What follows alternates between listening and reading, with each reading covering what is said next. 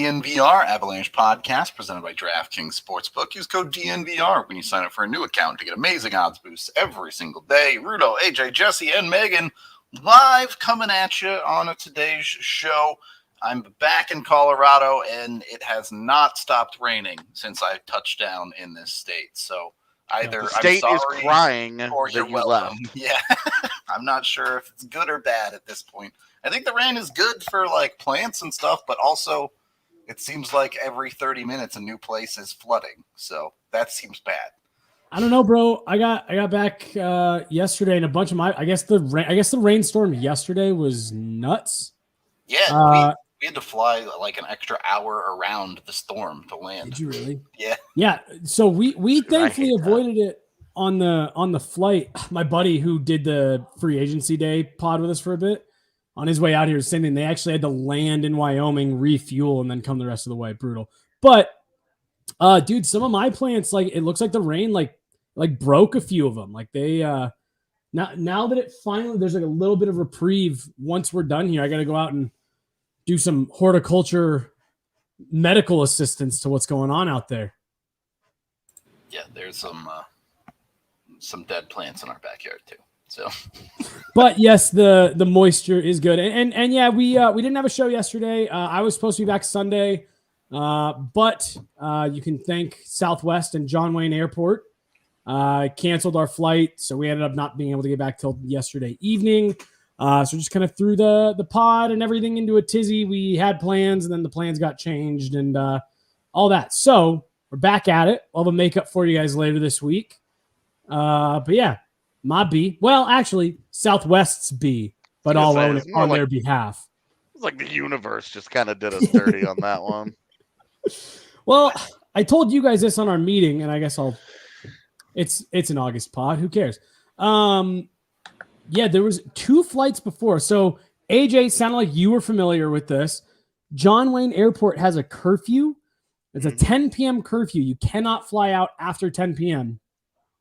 We were fine. Our flight was well ahead of that. It was in the evening, well ahead of that. 2 flights before us at our gate. We haven't gotten the official story, but it looked like someone was belligerently drunk on the flight, and they had to go in and take them off in handcuffs, and they had to board everybody, then deplane everybody, then reboard everybody. And it ended up pushing our flight back to the point where we couldn't get out in time for the curfew.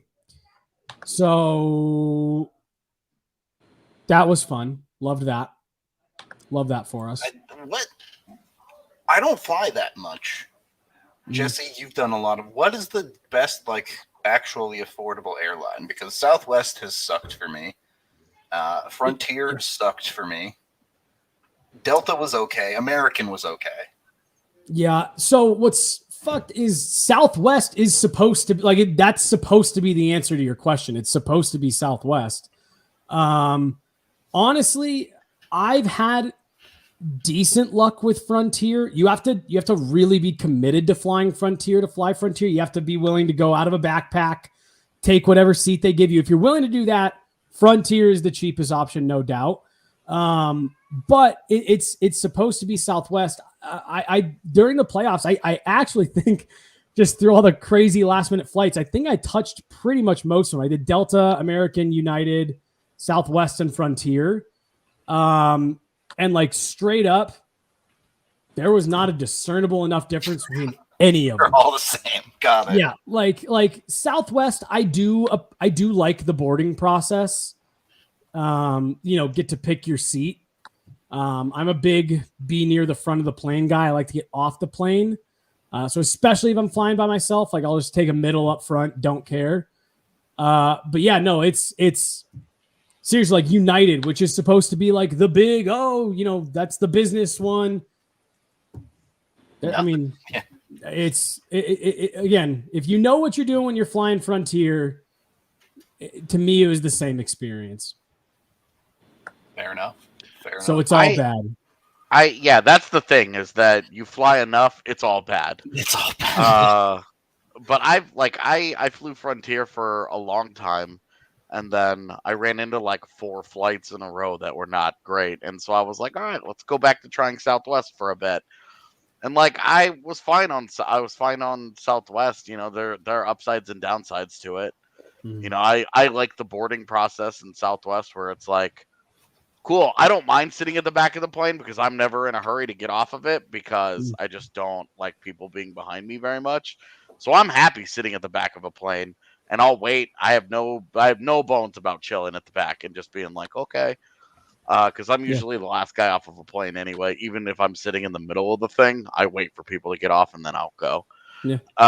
So it's like, for me, it's whatever. I like that process. And with Southwest, I like that they let me bring bags for free. Like you start with a couple of free bags. So if you know that you're traveling for a couple of days, like that's an upside. So I'm about that. I had the couple of Delta experiences coming up here to Winnipeg, and I loved all of those. I thought those were great. There were things about it that I think it was just grand. And I'll bet you Spirit is full of plane clappers. Oh, yeah. God. Have y'all ever actually been on a plane where they clapped? Yes. Really? I don't think so. Yes. I mean, I think it's been like decades since I've been on one. Mine was a Delta flight, and I understood why they clapped because we landed in Minneapolis from Winnipeg at like 6 a.m, and the plane started to slide because all of it was really, really icy. And so it started to slide a little bit, and we were all like, cool, we're going to die in Minnesota. And then they figured it out, and it was all good. And so people clapped on. I mean, I guess it wasn't clapping on landing; it was clapping on recovering. Well, and like that, dude, that I'm totally with. Like that's always my great fear. Where like, cool, you made it through the whole flight, and then on the lane, like we did one of those, like they kind of like skipped and had to like. I hate those. Like the wheels had to touch the ground a couple separate times, and it's like, okay, are we really gonna make it this whole way and then explode this plane on the runway at the airport I'm arriving at? Yeah. The front wheel gives out and the nose just grinds into the ground, and then the fireball comes from the front to the back.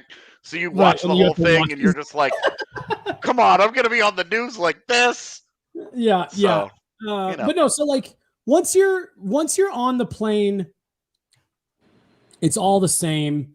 I'm given to understand that like if you've got the status or the money to do like United first class and stuff, that is a different experience. But just in most of my traveling scenarios, I'm just like the difference in the price isn't worth it for where I'm going, what I'm doing, shit like that. But yeah, I don't know. I mean, all of them, seriously, and I'm gonna give myself bad flight luck for 3 years when I say this. Like on all of them, it's pretty much been the same level of it's been okay. My flights have generally been on time. Like last night was the first flight, or 2 nights ago, whatever it was the first flight I've had canceled in over 10, 15 years. I was laughing though, because all that playoff travel, and I think I had one delay. All 4 rounds, I think I had one delay. You used on up all my your legs. good luck. Yeah, and then my first like leisurely travel after the playoffs flight gets canceled. But I guess better now than then. So I flew 3 times this year and like hadn't flown in years before that. And the thing that like really surprised me was the tray tables. They're like half size now. Yeah. You're on Frontier. Yeah. Yeah. Yeah. They're now trays, not tray tables. They've always just looked to me like you took an iPad mini and just like cracked the back off and just like, cool, that's the tray. Like that's exactly how they've always looked to me. Allegedly, I haven't seen it yet. One of the flight attendants during the playoffs on a Frontier flight was telling me that I guess on Frontier's new planes, they have gone back to full-size trays because there was enough complaints. Like we like Sonic the Hedgehog them into like bullying them back into changing the tray tables. But yeah, dude, tray tables, leaning on a tray table is the only way I can sleep on a plane. And so when Frontier did that, I like took that as like a personal attack. Like they don't want me sleeping. Brutal. Anyway, we can get into at least a little bit of actual hockey talk here before we jump in to the WJCs, which we'll talk about the Avs, 2 prospects there, and how things are going. I wanted to take a look at the NHL because we're starting to see this weird spot where Kadri's not signed, but, everyone kind of knows where that's headed. But you have this handful of other middle six guys that are still unsigned, and you're starting to see teams hand out some PTOs. Derek Stepan with Carolina the other day. You have Eric Stahl going out and getting a PTO as well. Is this the new normal? Are we going to see a bunch of these middle groundy older players start taking PTOs regularly? We kind of saw some of it last year for teams trying to dance around the cap a little bit. I don't think this is new. I think this is just how it is. And this year, to this level, it feels well. And new. let's be real here. Like the last time we saw Eric Stahl in the NHL, he wasn't really any good. So him showing up on a PTO, kind of like Artem Anisimov in Denver last year, where you're like, do you still have it? I think makes a lot of sense. And, a guy like Derek Stepan, like, again, like that's a guy whose game has fallen so far that him having to prove it in a training camp, like, hey, are we better off just giving this job to a younger guy and him having to go head to head against that younger guy? Like, I think that's fine. Where I'll be surprised, where I'll start to wonder, is it a new normal? Is if it's like, if you see a guy like a Phil Kessel, PK Subban, Calvin DeHaan, like those guys start to take PTOs, because I think those are guys where you're like, these guys should have like real contracts here. And I guess Kessel I could really honestly see on a PTO, but those other 2 guys feel like these are like still guys that can help teams on the defensive end, where teams are always desperate for help. And we're talking about PTOs, like Jack Johnson on a PTO coming off of a year where he was hurt most of the year and he hadn't played a lot of hockey in 2 years. That made all the sense in the world. But some of these guys that are still sitting out there, you're like, really, a PTO? How much of this do you guys think is a product of the cap? I think it's some, but also like this is like what, the 3rd off season of flat cap. Teams should have been able to plan for this. Teams should have been comfortable in this realm. If they went out and they blew all their money doing dumb shit, that's completely on them. It's interesting to me. I think there's a couple things at play here. One, I think it's a little bit of flat cap, but I think you're mostly right. This isn't that crazy. I do, and I've brought this up a bunch of times, and maybe you guys are rolling your eyes every time I'm saying this. God, this dude's an idiot. Like, I just think the big injection of RFAs that hit the UFA market just really changed everything. And a bunch of people who maybe were looking at PK Subban just as picking that name off the list that's still out there. Maybe they're looking at him like, we can get someone who we think can do pretty much the same thing, maybe for less than what he would have wanted, whatever. And it's just interesting that there are some legitimate guys still out there looking for jobs. And the other part with it too, we talked a couple weeks ago, what does a PK Subban contract maybe look like? I don't know. Like, do PTO guys get multi-million-dollar deals? Like, if PK Subban has to go win a job on a PTO, is he really going to get $2.5-3 million on a contract that he wins with a tryout? Again, pick any of the names that you were just saying. It's interesting to see this group out there, and you do wonder, is this going to be how teams start just being a little bit more cautious about the contracts they give out? I mean, look, today there are 13 teams operating above the salary cap, and that may change by the time the season rolls around. But yeah, it'll be more like 20. Yeah, it may go that way. Floating on there. So it honestly seems like the salary cap is an afterthought. Like, they'll figure it out later. That's future me's problem. Mm-hmm. So I found it a little bit curious how maybe not necessarily that guys are taking PTOs right now, but how many guys are still out there when you have people sitting around going, yeah, I'll take a PTO, instead of trying to wait out the market a little bit longer. But we'll see. I mean, Well, and correct me if I'm wrong, though. If you sign a PTO, you can still sign a contract anywhere you want. Yeah, you right? don't have to sign with that team. Yeah. Yeah, I mean, I don't know. It's weird to, like you said, see guys take them, but I don't know. Maybe a guy taking a PTO gets another team motivated. Like, oh shit, that's a guy we were hoping would still be around. Whatever. Let's get on it.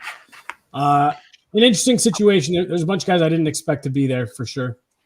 Yeah, I don't know. Just going back to this real quick, I don't know how much the influx of RFAs had to do with it, because a handful of those RFAs are still unsigned themselves. Yeah. And so you're like, what jobs ended up getting taken by those cats? Because some of them are still out there, or a guy like Danton Heinen signed for $1 million. Yeah. Where you're just like, goodness, man. So I really wonder if it's more of a teams have kind of figured out, you pay top dollar for premium talent. You don't pay younger guys, and you don't give anybody $4 million. You have because your top if you look talent, at, and then you have efficient money to point ratios. Right, because if you look at the majority of guys between $3 and $4 million on a cap sheet, you're looking at those guys and you're like, are these guys worth it? Like, they could be solid players. JT Compher's a great example. Is he worth $3.5 million? Like, all the things that he does, like, you value them, but the point production is what it is. The limitations are what they are. We know who he is and who he isn't. But he's the guy, if you get him at $2.5 million, you love it. Exactly. That's the thing, is if you get him at $2.5 million, you're like, this guy's just fine for us. You look at Chandler Stevenson in Vegas. They are like, that's their best contract. They are sunk without that guy playing the way that he has on that deal. But if you give that guy $1 million more and he's exactly the same player, you're still happy, because he's been that kind of a value. But there is a breaking point where you're like, oh boy. And with where you look at the $3 to $4 million range in the league right now is where a lot of teams have gotten themselves in trouble.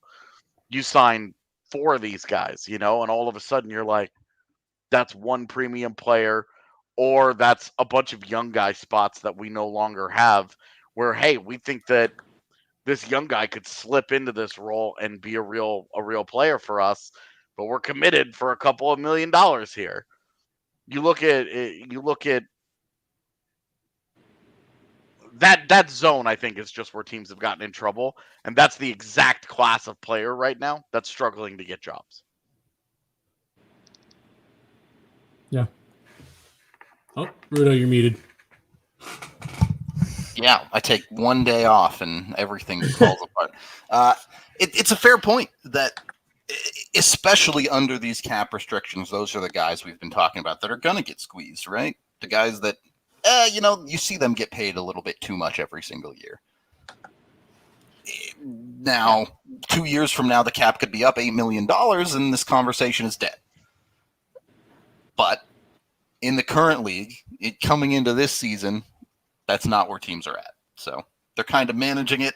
The one other thing I want to touch on around the league, there are 3-4 major RFAs still to sign. The 2 teams with the most to do there are the New York Islanders and the Dallas Stars. Dallas still needs to sign Robertson and Ottinger. And then the Isles still need to sign Dobson and Romanov. They also need to sign Bellows, but less important. Keeper Bellows should not be a tough contract for them to do. So you find both these teams in an interesting spot where it's a bit of a mirage. Dallas has about $10 million in space. The Isles have about 11, but significant chunks of that are going to go to their RFA guys. And then in the Isles case, it sounds like another significant chunk is going to Kadri. So, and we can start with Megan on this one. Do we expect to see any more trades this offseason, given Isles probably need to dump some cap. Depending on what the Stars do, they might be right up against the cap. Do you expect to see some value extracted from these teams? I kind of definitely those teams you just mentioned, and I even thought of this with Florida's situation that might be a prime opportunity for them to consider trade, because I think they were a little over the cap too. So I do think there's still some trade we could expect to see. I didn't peek to like some of these guys that are taking up cap considerations on these cap friendly rosters, or like definitely AHL guys, but I don't know how many they could get away with in that Florida roster. Per cap friendly right now, they're about $3.5 million over the cap, with a 23-man roster, I believe. Yeah, no, only a 22-man roster. So definitely a little tight for them. They're also where Eric Stahl is PTOing, by the way, if he does end up signing. So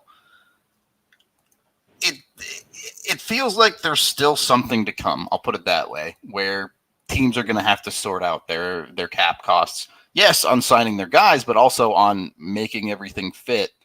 On one side, you have, all right, Vegas goes out and gets Shea Weber's contract. They'll do the LTIR nonsense. But you have a couple teams that aren't really set up very well to do that right now. So I wouldn't be surprised if we see some heavy maneuvering over the next month, especially as we get closer to training camps and things like that. Looks like Jesse's having some technical difficulties. Not sure what's going on with that, but while Jesse is out there trying to figure his stuff out, we are brought to you by Sexy Pizza. Oh, there we go. He fixed it. I think I'm back. Go to sexy.pizza today to get yourself some pizza at one of their 5 locations in the Denver metro area. You'll look way better than Jesse does with all those pixels in his camera. I promise. Go on over there. You'll find a bunch of amazing pizzas. Yes, you can get plain pepperoni. That's your jam. But you can also get their philanthropies, which operate with all sorts of crazy flavors. Hawaiian, that's your thing. You also got jalapeno cream cheese. I don't think they have anchovies, which, is fine. Most people don't like anchovies. But they do have a number of other flavors. Again, go to sexy.pizza to check them out. The philanthropies, a portion of the proceeds go to projects in and around Colorado. So that is super cool as well. And then you can go on over to DraftKings Sportsbook, use the DNVR code when you sign up for a new account, and get yourself hooked up with the best sports betting out there. It's amazing stuff all the time. They have odds boosts, every single day. But if you go over there right now with the DNVR code, new customers can bet $5 to bet on any team and get a $200, well, not one singular, but $200 of free bets. Right away. You don't $100 free bets. Is that what it is? Well, no, I was helping you clarify. I think it's I think it's actually like $825 bets. All right. So there you go. You get options. You can spread the money around a little bit. This is on college football. You can go bet anything. Again, you don't have to win the bet. You just put $5 on a college football team, $200 in free bets coming your way. So jump on it today. Be sure to use the DNVR code. You can download the DraftKings Sportsbook app now and bet those $5 on college football to get $200 in free bets instantly. Must be 21 or older. Colorado only. 1 per new customer. Minimum $5 deposit. $200 issued as 8 $25 free bets. I was right. Restrictions apply. See terms at DraftKings.com/sportsbook. Of course, if you have a gambling problem, call 1-800-522-4700. Second period. The DNVR Avalanche podcast presented by DraftKings Sportsbook. All right, let's dive into it a little bit here. The only hockey actually going on, well, there's actually a lot of hockey. Shout out Australian and New Zealand hockey leagues. But it would actually be an interesting conversation. How much better is the WJC compared to like the Australian Ice Hockey League? A lot. Significant? Look at the guys that go and play in those leagues, because it's not a bunch of guys It's from not Australia and New NHLers. Zealand. Yeah. It's a lot of Canadian and American guys who washed out, who are just playing for love of the game at this point, Yep. and can't get jobs elsewhere. True. So you're talking about guys that can't make it in any of the pro leagues. I should say haven't made it, not can't, but haven't made it in any the NHL, AHL, ECHL. Haven't made it there. Didn't get a job in Europe somewhere. Now maybe that's by choice, but I doubt it. And are now in Australia and New Zealand. Like, it's pretty low tier hockey. It's fun. Like, it's still enjoyable to watch when you're like jonesing for some hockey, but like, let's be honest here. It's just not great. It's not a high caliber of the game. WJCs at least features a bunch of stars of tomorrow. We'll absolutely see numbers of future NHLers coming from that, no doubt. Every WJC does. Well, on that note, the Avs sent 2 prospects to the thing. I'll defer to Megan here first because she's been on top of it, and I'm not sure what you can tell me about Sean Behrens. Obviously, he hasn't been playing. Sounds like some kind of injury, but if not Behrens, you at least have Oskar Olausson to talk about. Yeah, I feel like I could talk about both a little bit. For Behrens, I'll set the stage a little bit. It starts conspiratorial, but I promise I'll rein it in at the end here. He played in the pre-tournament games, and he was kind of being optioned for that top pair. Obviously, that is Hughes and Favors pairing. Like, that's just the biggest lock for this tournament. But game 1 comes around, and Behrens doesn't even dress. So there's just some things I want people to consider when they evaluate Behrens in this World Juniors appearance. And one of those is that the decor for the Team USA is pretty left-hand heavy. And outside of that top pair, they're 18, 19 years old. Everyone else is around 20 years old. So he's one of the younger guys in the decor too. So he'll get another look at this tournament in December, potentially. And so I think that this outside of that top pair, a lot of guys are getting looks, and he has to compete and audition for that role. He does dress in game 2. An hour before puck drop, he was looking at playing on that third pair on his offside, and then the broadcast had him as the 7th man, and that was true. And the way that he was utilized in this game, it was the Swiss game. He was rotating in on that second pair on his offside, and he was appearing on special teams. He got a couple looks on the PK, on the power play. And so, when you talk about the 7th man, he is still held in high regard in the way that they were utilizing him in this game. As you know, though, or you might know, he did take a hit in this game kind of early in the game, and he went down the tunnel. He did eventually return, only had about 12 minutes of ice time in this game, and then hasn't dressed since and is listed as a day-to-day situation, and he's a bit banged up. So it was cut a little short, too, as far as what we would get to see from Behrens, because he was still just getting looks and kind of competing for that. So those are just things to consider, and what we did get to see of him too so far wasn't a bad look. Like, the things we've talked about with Behrens has been details of his footwork, and his speed has improved, but just I think that's kind of where he maybe had room to improve in what we've seen of him so far. But all of the things we also really love about him as a player were there too, the high IQ, and I think that's why when he was being rotated in, it was on that second pair. So overall, I don't think it's a bad tournament for him, and I hope that he's okay. I hope that he makes an appearance later in the tournament and it's not a serious thing. Because he is 5'10", I think this hit in particular that had him leave the game temporarily was very similar to what we've talked about, like with Sam Girard. It was just a little bit away from the board. It caught him at a weird angle. So I think he's just hurting a little bit. But he had a shoulder arm thing too in the regular season. That's where Megan got a little conspiratorial with this, is I wondered if at the start of the tournament, if something was nagging him to begin with. But either way, hopefully he's on the mend. And that's kind of the short and simple version for what's going on with Behrens right now. No, rest in peace, Behrens. I'm so sad.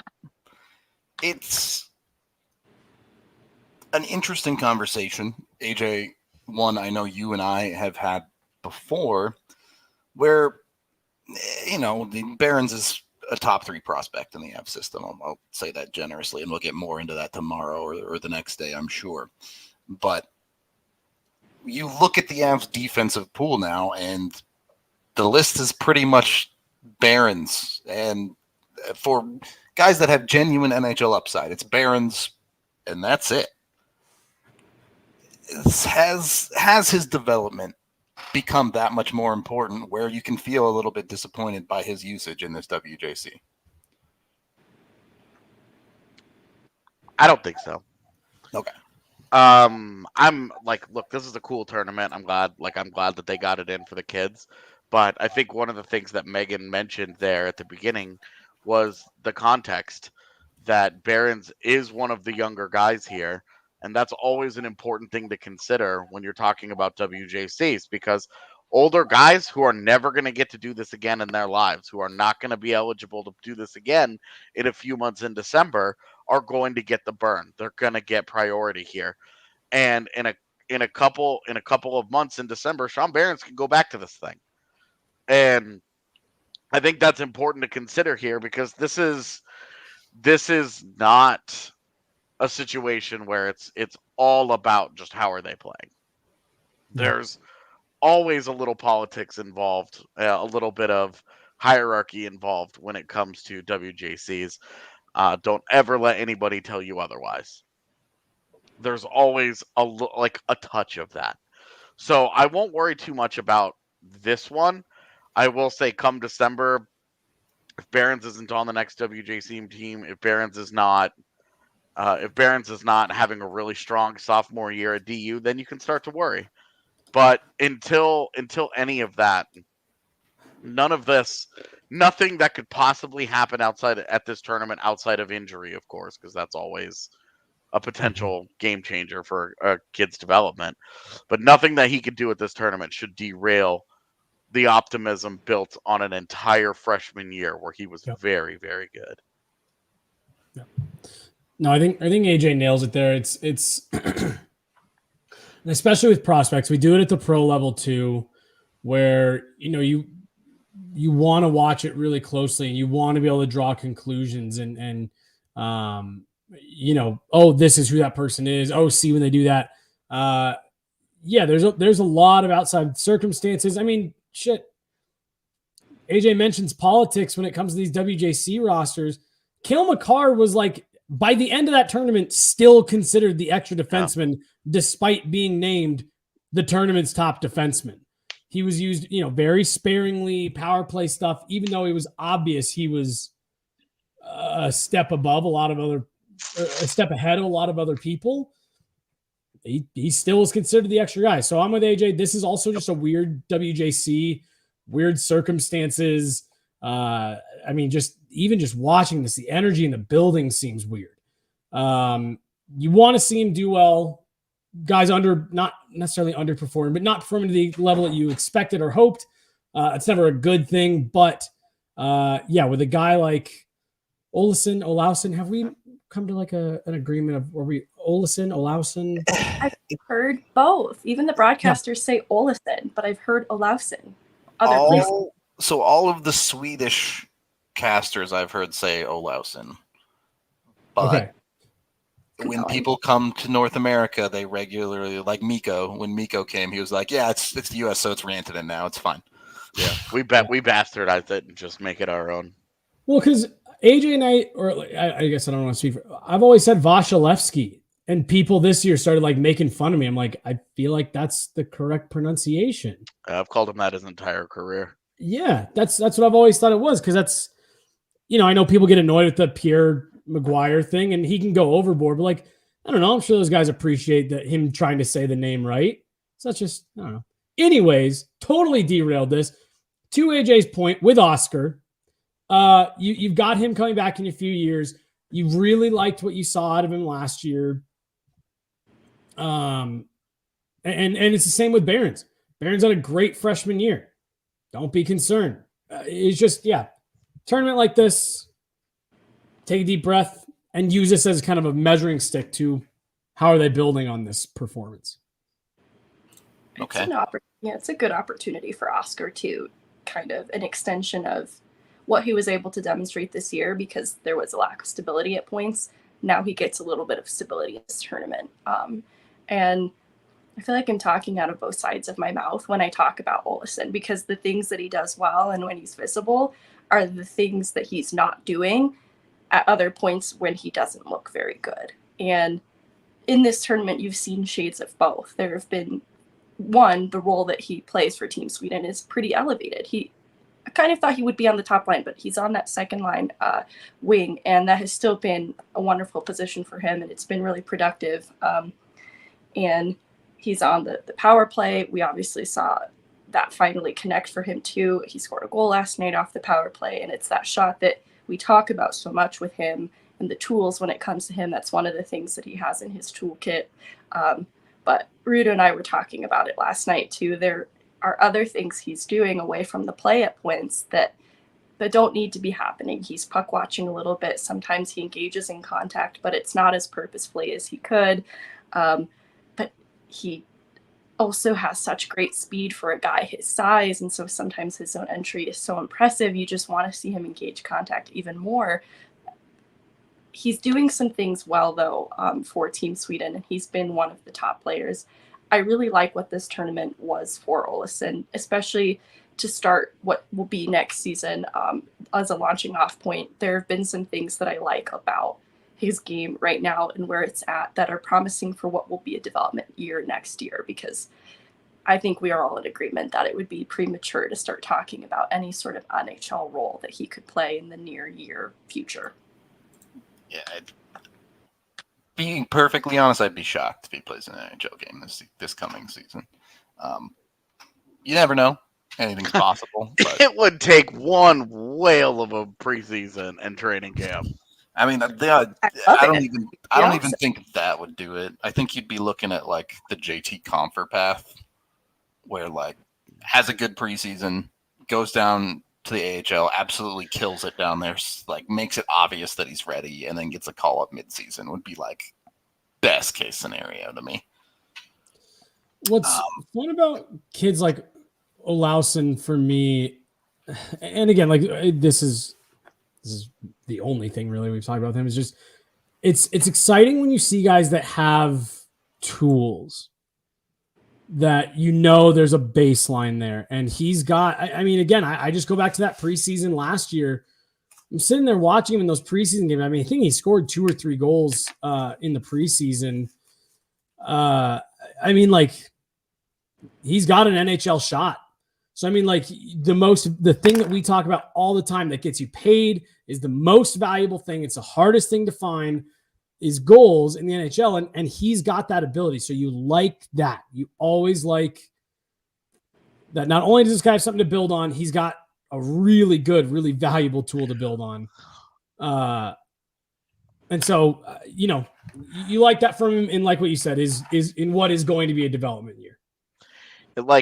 So if you're trying to build an NHL player, okay, so like finish line, okay, the logo's here. So we'll say the NHL finish line is like right here, okay? You start like all the way back here. I'll start at the very back end of the cup, okay? You start all the way back here. End of the Stanley Cup, but it's fine. No, we're not doing that. So you start back here. You're trying to build an NHL player. The shot puts you like right here. Just immediately, like bam. And then you have to work on all those other things along the size, moving forward a little more. The skating, moving forward a little more. All right? This is still obviously this is a completely arbitrary thing, but like he still has this far to go. I can fit my whole head in here. Yeah. He still has this far to go to get to the NHL. Like there's a lot of work to be done because the other aspects of his game are still that lacking, still need that kind of development. And him being in the AHL, like this is great because we get to see him against his peer group, because that's the last time that's going to happen.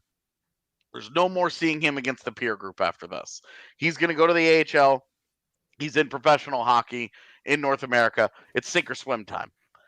All right. So this is the last time we get to see him matched up against the kids his age. That's just how this works with European guys, especially European guys. With Behrens, he gets to go back to college and he gets to kind of decide his own timeline and he has a little bit of a different path ahead of him. With Olausson, this is it for his peer group, and then he's in pro hockey, and he's trying to climb directly over all the other guys that are going to be in front of him who have been in Colorado's pro system for a year or two now. Some guys maybe even a little longer, like a Kaut. But he's got to try and climb past all those guys now. Where how much do they give him an advantage when he gets there? How far in does he start? How much work does he actually like? If he starts ahead a couple of those guys, it's a huge boon for him.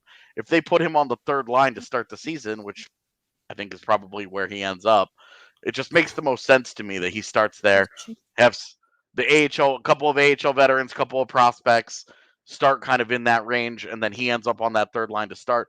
Let him work his way up. Cater to what he does well. Don't put him into a checking role and ask him to check. You do need to work on those aspects of his game, but you also have to let him be him. You have to tailor some of this to him. You have to let him do the things that he does well and put him in a position to succeed, which is where we consistently see the Avalanche struggle with prospects in the AHL. They're trying to continually jam the square into the round peg, and you're just like, this continues to not work, Craig. Stop. Right. Well, and so for me, what's fun about Olausson, and any of you jump in and tell me if you guys maybe think differently here. What I like about this, and again, maybe this is just the whole insanity thing, me expecting something different this time. But what's exciting is because of those tools that you kind of mentioned, AJ, the shot, the size, Megan, you were talking about that too. You're hoping that those just raw tools are going to just naturally give him some more opportunities, some more looks at the ice. Hey, this is just put all of our guys out there on the ice at a practice. This is one of our most skilled guys. So we're going to want him out there, late in games if we're trying to even up the score. We're going to want him out there on power plays. We want the puck on his stick. And you just hope that this is that his tools where he really excels are, I'm trying to think of the right way to say this, I guess like the right kind, that they're going to put him in situations. Look at a guy like Kaut, who we've talked about now for years. What he does well is he skates and he brings energy and he gets into the corners and he digs pucks out and, playmaking. And then the other stuff is all complimentary. And while it's all good, I just think that's where they maybe get themselves like, oh, well, then we're just going to put him in that kind of role. Nope. This is a guy who, it's Burakovsky. Your tweet yesterday cracked me up. It's funny. Two things you mentioned there. You want the puck on his stick. 100%. He is by far at his best with the puck on his stick. When he's playing with the puck, that's when he's doing stuff for you. Two, if you could give that guy Martin Kaut's brain, he'd be an NHLer today. Mm-hmm. Martin Kaut is so good playing off the puck, particularly on the defensive side of the puck, and that's a significant area of improvement that you need to see out of Olausson. So if he can figure out how to think the game a little bit better away from the puck, I think that's it might not be his weakest skill, but it's the skill that will give him the most in getting him towards an NHL role. And Megan, I wanted to go to you to this because if you look at historically Olausson's numbers throughout his junior career, a little bit of a Cy Young guy, definitely leans heavily on the goal scoring ability, but you got to see him in the playoffs with the Eagles. You've been seeing him at this WJCs, and he's been facilitating play a little bit more, distributing pucks a little bit better. Is that a skill that is coming up for him, or is it just the role that he's kind of been given? I think it's the skill that's coming up for him. And it is a role that he's been given too, because he, especially after the trade in the middle of the last season, was given a kind of a different role on Oshawa than he was given in Barrie. And so I think he did have to lean into being a puck distributor just a little bit more. And I think he did a fine enough job of it. I actually think sometimes he would choose the option to pass overshoot more than he should, and it took away from his shot, which is one of his strengths. So I think it's something that he could lean into, because I think he is quietly just trying to make the most of the opportunities he's given, and that's sort of been where he's been held back so far too. So even like looking at next season, I hope he starts from a third line point and moves upward from there, because of how he was utilized at the very end of the Eagles season last year. He was put on the fourth line, really sheltered, and it's hard for him to thrive in that role, especially in such a short amount of time and in so few games that we've seen. So it's something that he could really lean into, especially if he's given more opportunity and flexibility to lean into that next year. So where do you stand on what AJ was talking about earlier? Sure, Olausson has 4 assists. It's something you want to see him flex into. Well, it's pretty easy when you're playing for Sweden's top 6. You got a lot of talent around you. You've got those opportunities. When you're playing on an AHL third line, you might not quite have the finishers around you that he does right now. How does he balance that? He just has to. Because of what he's working towards and the lineup that he's working through. Because this is true of even Sampo Ranta. Like, if Ranta wants this to be the year that he makes it or breaks it, he also has to overcome these same exact challenges. And Olsson is in a position where he could really separate himself from some of the other up-and-coming wingers. Like, even I look at Foodie. Foodie's slot on the wing is Olsson's for the taking if he can overcome what he has to on the third line, because Foodie had to overcome it too. And it's just perseverance. It's leaning into the community around him too. Like, that was how Foodie was able to elevate last season as well. It takes a village. Like, Olsson has to go within and just accept that. But I also think he did that with Oshawa because of his utilization there. He was bounced around, third, fourth line at times, second line, and he just persevered. So he just has to work through it. The whole Oshawa thing was a total disaster. Yeah, the trade for them never made sense. Yeah. It's really weird. Anyway, we have some more stuff on Olausson coming. I'm going to probably do a video in the next couple days. Megan will probably have a full WJC review once it's all said and done. Quarterfinals are tomorrow if you want to watch some of that. Catch all of the important action. It looks like both USA and Canada pretty dominant in the preliminaries, so we'll see. But we are brought to you by FOCO. You can go to FOCO.com today to get all of your merchandise for the big sports in Colorado and, Rapids, Buffs. They got you covered top to bottom with memorabilia, whether it be clothing, jerseys, that kind of stuff, or it's stuff like bobbleheads, Crocs, collectibles, pins. I always forget some of the other stuff they have because it's so out there. You'd be really surprised. So if you're into sports collectibles, FOCO is the place to go. Again, check them out at FOCO.com today. And, of course, we're brought to you by Breckenridge Brewery, the official beer of DNVR. You can find it at your local liquor store today, anywhere in the United States. And it sounds like the bar will be open for the NFL season. Not the preseason. That's already happening. But the regular season. So excited to get people back in there once it's all complete, where, of course, you have 8 different kinds of Breck Brew on tap. Third period of the DNVR Avalanche podcast presented by DraftKings Sportsbook. I don't really know what this conversation was. I'm assuming it's a Twitter thing or something, but something about hype music. Oh, no, I just tweeted out, is there a song? Can anybody name a song that in like any room gets people more hyped than Mr. Brightside? Like half of the songs that are popular from Queen. Yeah, for sure. But I'm talking about with the broad appeal. Play Mr. Brightside in any room. Now you can play Queen in any room, bro. Like what? Just general Queen? Yeah, pick. You mean to tell me that? Yeah. You mean to tell me that if you played Bohemian Rhapsody in any room, people wouldn't that's get like the name into of the song. it? I was looking for the name of a song. I mean, maybe, yeah. But I don't know, Jay. I just feel like everywhere you go, anywhere you go, you could play Mr. Bright. Not whether you like the song or not. People lose their mind. Came on my shuffle earlier, and I was just like, "Oh fuck yeah!" So hyped in the club. It's kind of like Friends in Low Places by Garth Brooks. Like, you hear that song come on, whether or not you like it, you're jamming out to it. Right. You're just like, all right, we doing this. The bar is now this. Right. How is this a bad music take? It was a question. Yeah. too, though. Like Mr. Brightside is in that conversation. Yeah. I feel like lots of people go crazy when they hear it.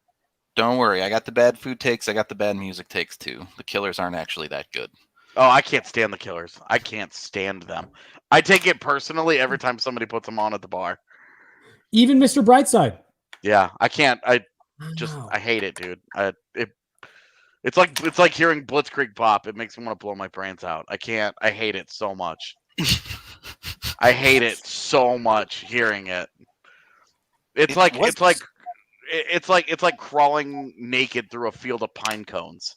What is Megan? What is your music genre? We know AJ's an emo boy. I feel like I don't have one genre I listen to exclusively, and part of it's because I used to dance competitively, and so I did a lot of hip hop, but I don't necessarily like consider myself just a hip hop person. I like Shania Twain. I threw her in the chat. I like her a lot. Who doesn't like Shania Twain? So I'm kind of all over the place, and that actually feels like one of my worst qualities is my musical taste, because I don't really have a singular genre that I'm committed to. Yeah, I wouldn't say you're it's a bad eclectic, quality. like most people. Your I feel answer like to music is yes. It's lowbrow. I don't know. I You could throw anything on and I'll probably like it. I'm offended that I got put as an emo boy solely as an emo boy. Oh, come on. Don't make me bring Z on the show. She'll bury you No. for emo. No, she'll be like, half the time I walk by his office, he's listening to country music. I don't know. You do. I thought emo boy was appropriate in the moment. I'm not saying you are. But I won't in that argue with the context. designation, but solely is that? Give me a He break. definitely a lot of country in there too. So you wear the mascara and a cowboy hat. It's fine. Yeah, the gas mask and leather dreads under the bridge and cowboy boots to cap it off. There it is. And like obviously, anything Celine Dion is going to have a similar impact. You know this, good. I know this. No, but there's been a couple occasions in the last few months where I've been somewhere and Mr. Brightside has come on, and it's been very different settings. People just get hyped. Even people that don't like the Killers get hyped on that song. I've actually heard it's like the greatest song of all time in Europe. Like it's still regularly cracks the top 100 in Europe. Mr. Brightside? Yeah. Not surprised. Not surprised. Good song. Great song even. Next Winners Lounge show we have, I'm paying like $14 just Mr. Brightside one after another. Oh god. It's on repeat. We'll mix in all the small things and Blitzkrieg Bop just for AJ. No, not acceptable.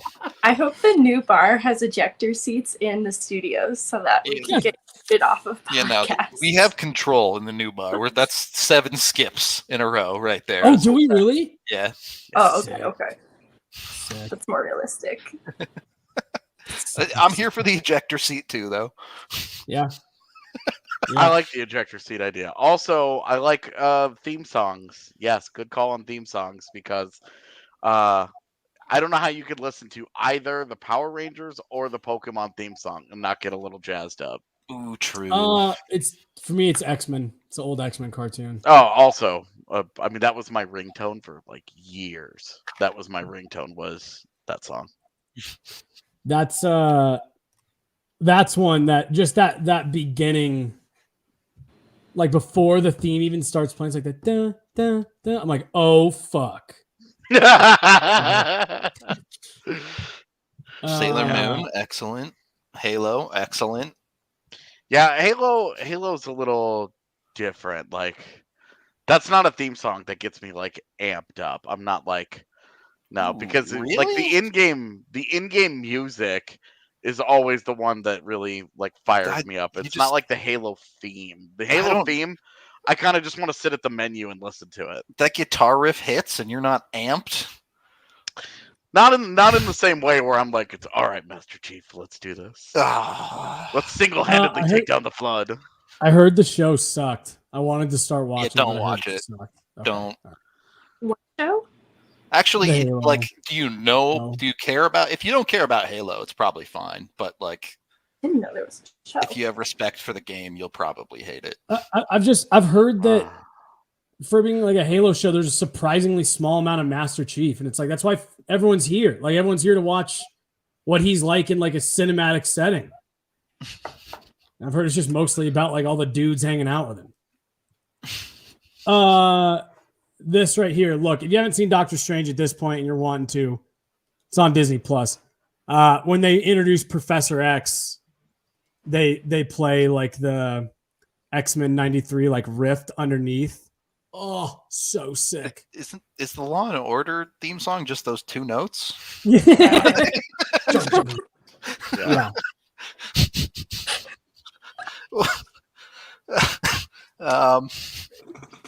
Okay. Hey, what gets you hype is what gets you hyped, all right? True, I guess. No, can't argue with that. I don't like. All right, I did not think this conversation was going to go this way. I thought we were going to talk about like hype songs, No, like I was, Eye of the Tiger and all that. But Eye of the Tiger vibing to doesn't Mr. go for me, Brightside. man. I agree. I Me actually either. agree. Yeah, no, it's not. That's not my thing at all. Well, and honestly, like someone put Thunderstruck in there. I don't think that like that song doesn't like the beginning is kind of cool, Yeah, but like the song itself kind of sucks. It's a hard take.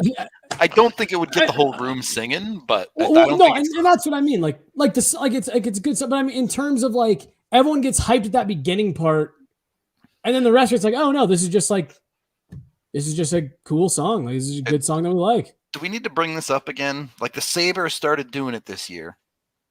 Individual goal songs. Yeah, the Lightning do it too. So there's Come a on. big Sick. thing. There's a big thing with everybody losing their shit over Edwin Diaz's walkout song, the closer for the New York Mets. Somebody recently did like they had the camera like follow behind him as he was running in as the song was playing, and it was so sick, and people lost their shit. And I have been sitting around wondering for the last week what would be my like closer if I was a closer in baseball, what my song would be, and I just don't know. You just be the coldest mofo on the planet and play closing time every time you walk out on. As long as you never blow a save, it's perfect. Yeah, Narco. See, everybody in chat knows what I'm talking about. Narco is awesome. When the trumpets get going, I'm like, this is so ominous. I feel like he's about to beam 12 dudes in a row. Oh, it's so intense. I love it. But no, Enter we're talking about like Sandman is goal another one. songs. I would love instead of goal songs, like we're talking about like walkout music, like what about starting lineup like intro songs? Oh, I like that. I like that a lot. Yeah. Would it be different for each player? Yeah, each player would get to pick their own song. So it's kind of like a goal song, except when you're, when you're in the starting lineup, you get that one. So it'd be a little bit more of a prolonged. Like you'd have to elongate starting lineup announcements by 90 seconds, 2 minutes. I mean, I like it. Anything that's more fun. Every time we have conversation like this, centered around hockey, I always come back to if it's fun, do it. And that's what I like also about. hope people pick the Macarena. Great call. I don't need more Macarena facts in my life. We don't need to go here. Yeah. Fun fact. I'm just kidding. I think I've told you guys all I know about the Macarena. Yep. I do remember that. We emptied that tank. Sorry. Yeah, Steven Stamkos having hammer time, like that's a great one for what it is. Not like a hype song, but do we need to graduate from songs to just like audio clips? Oh, absolutely. Megan's like, I'm already 7 clips deep, pulled to ready to talk I like about this. score a goal and then play Bane's speech from The Dark Knight. When he's in front of the prison. Yeah. You were merely adopted by the darkness. I would want the little kid singing the national anthem. Like just if I score a goal, that really high pitched national anthem kid from Dark Knight Rises. All right. Before the stadium blows up. I'm taking Fergie's national anthem then. Oh my God. My gosh. To this day, one of my favorite videos as they're panning around showing everyone's faces trying not to laugh in the building. Hilarious. Okay. That was so crazy because it's like you're here because your voice is amazing. Like you're here because everyone was so hyped to hear the national anthem. What is this? This is like some weird remix. It was so odd. The best tweet I saw about that was like she practiced this in front of someone and they had to tell her that it was good. All right. Here's a new. You're ready. Here's a new little sidebar. I've talked about this with people for years, and I've like joked about like I'm going to start just an independent consulting company. You pay me by the hour to come into your like final meetings, and I'm just going to like we'll just give you our opinion, a raw consumer opinion, take it or leave it. No one gives a shit because stuff like that, like someone gave Fergie the green light to go do that because nobody wanted to say no to Fergie. Nobody wanted to be like, I don't know. I think that sounds pretty fucking insane. And I think everyone's going to think it's really weird, but you know, whatever. Everyone was like, yeah, Fergie, it's great. We love it. Anything you want. And you see it constantly. Like you see products get released, ads get put out that it's like, how did nobody stand up and say, maybe we shouldn't do that? And it's because everyone's just like, which I get it. Like I've been in those meetings where it's like, I'm not going to stand up and say something here. The last job I was at, there was actually a meeting that I was in where like I was in it with my boss, and then we had like a director running the meeting, and he said something that I told my boss on Zoom. I was like, "Yo, that's we need to make sure we bring up this, that, and the other. Make sure we're checking on that." And he actually was like, "Yeah, no, now's not the place." And we ended up doing it. It was a huge disaster. I was like, "Oh, but I guess it wasn't appropriate to bring it up." More people just need to be told, "No, this is dumb. No, this is a bad idea."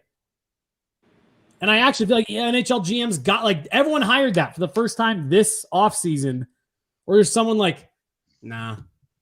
It's a scene in Moneyball where they're looking at Jonah Hill and he just shakes his head and they decide not to do it. That's what everyone needs. Everyone needs that. So you end up with Fergie doing that for the national anthem if you don't. If you could go back in your life and remake one decision where you had a person in the room that just was there just to tell you no, which decision would it be? The list is endless. Oh God. This is gonna sound really cliche. There's one girl in particular that I wish someone would have just been like, "Hey, dude, just leave it alone." That one took that one took years off my life in 2 months. Boy. AJ, do you have one? I don't think so. I have plenty of little things from my childhood that my parents supported me on, and I look back and I'm like, why did you let me do that? But there's one funnier than this, but the first that came to mind was Grasshopper Hotel. And basically, I just collected grasshoppers, and they were supportive of this, and I shouldn't have trapped them in Grasshopper Hotel. Thankfully, I came to my senses and I released all of them, but like that should never have been a thing. Slow down. I was gonna say, hold on. You can't just gloss over that. Grasshopper Hotel look like It's a shoebox. Were there different floors? Yeah, I was gonna say. No. Did one somebody floor. work the desk? Me, apparently. It was like Hotel California. They could check you, but they could never leave. Just like have You're here like, now.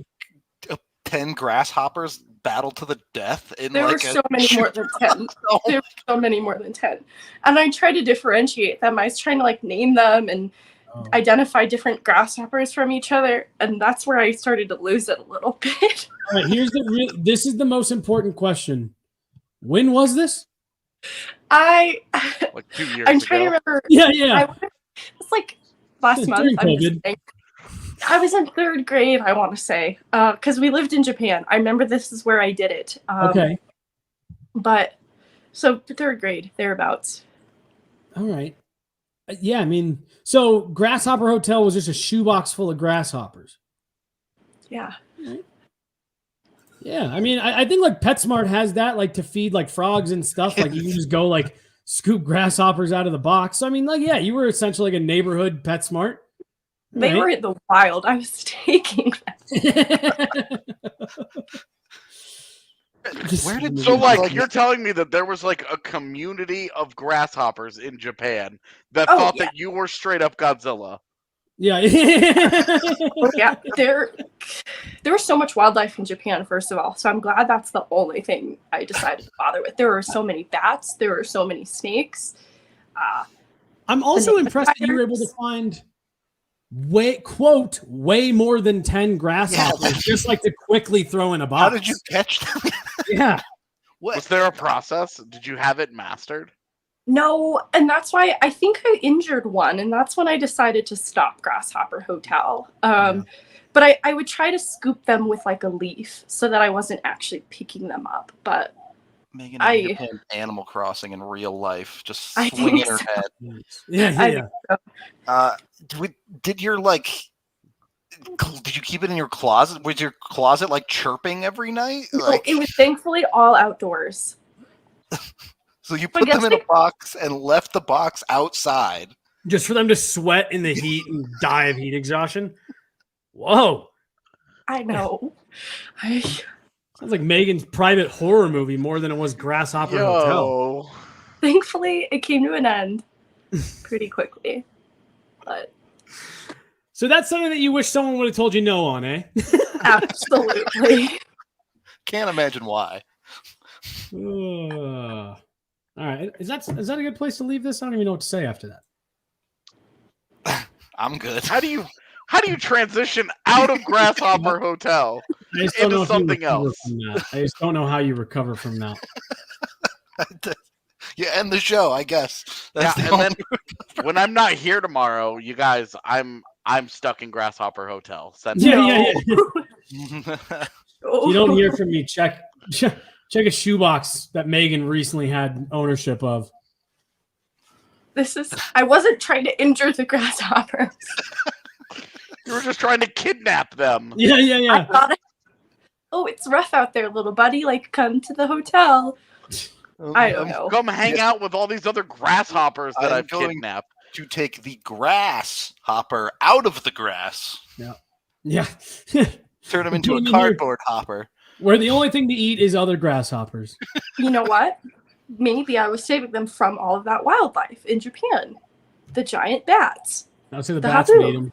I mean, did you give them wildlife? Yeah, did you give them water? What do grasshoppers even eat? I gave them grass. Yeah, sure. All right.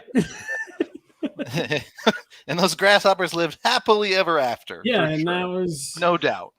Not a single one of those way more than 10 died at all, for sure. I don't think so. Honestly, I don't think so. When she emptied Grasshopper Hotel, they all hopped away.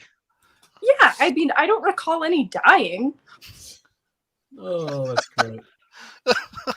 So thank you. So let's see. You said you were in 3rd grade. What year would this have been? 2004.